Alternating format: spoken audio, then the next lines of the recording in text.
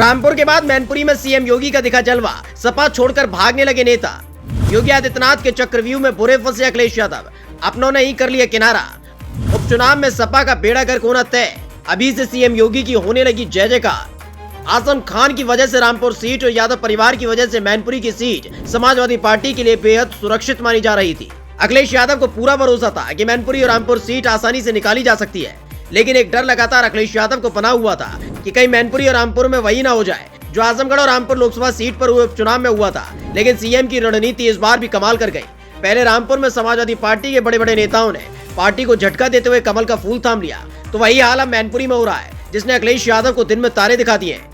CM योगी के आगे अखिलेश हुए चित, पूरा परिवार मिलकर भी नहीं जिता सकता मैनपुरी सीट। सबसे पहला झटका सीएम योगी ने अखिलेश को मैनपुरी सीट पर तब दिया था जब बीजेपी ने अपने प्रत्याशी का ऐलान किया था, जिसमें रघुराज शाक्य को मैदान में उतार दिया था, जो पुराने सपाई तो हैं ही, साथ ही शिवपाल सिंह यादव के बेहद खास है। ऐसे में अंदर खाने जो खेल चल रहा है उसने अखिलेश यादव को परेशान कर दिया है। वहीं दूसरी तरफ रामपुर में आजम खान के अपने ही बेगाने हो गए। पुराने सपाई और आजम के बेहद करीबियों ने न सिर्फ सपा को छोड़ा बल्कि बीजेपी का दामन थाम लिया, और अब हालात ऐसे हो गए कि आजम खान के परिवार और सपा प्रत्याशी के अलावा कोई भी रामपुर में सपा का नाम लेने को तैयार नहीं है। और ये सब सीएम योगी की रणनीति की वजह से हो पाया। रामपुर में फैले रायते को समेटने की कोशिश अखिलेश यादव करते कि मैनपुरी में योगी ने रामबाण चल दिया, और फिर कल तक सपा सपा बोलने वाले नेता योगी योगी बोलने लगे हैं।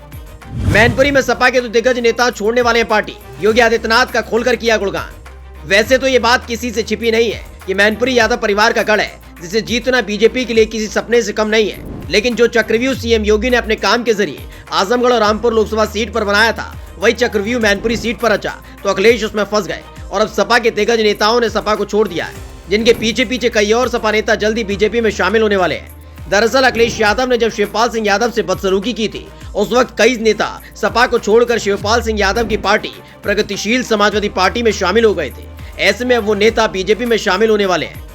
इटावा से प्रसपा के जिलाध्यक्ष सुनील यादव छोड़ेंगे पार्टी, बीजेपी में शामिल होने जा रहे सुनील यादव। बसरेहर से प्रगतिशील समाजवादी पार्टी के ब्लॉक प्रमुख दिलीप यादव भी छोड़ेंगे पार्टी, बीजेपी में शामिल होने की पूरी तैयारी।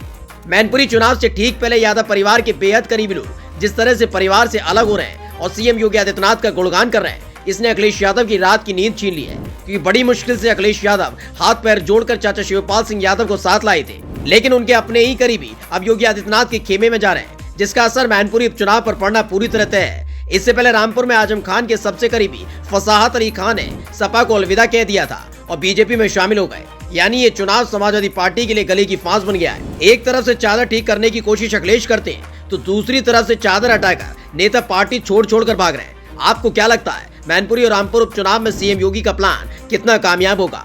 कमेंट करके जरूर बताएं और पेज को लाइक और सब्सक्राइब करना ना भूलें। Special desk, India 7 now.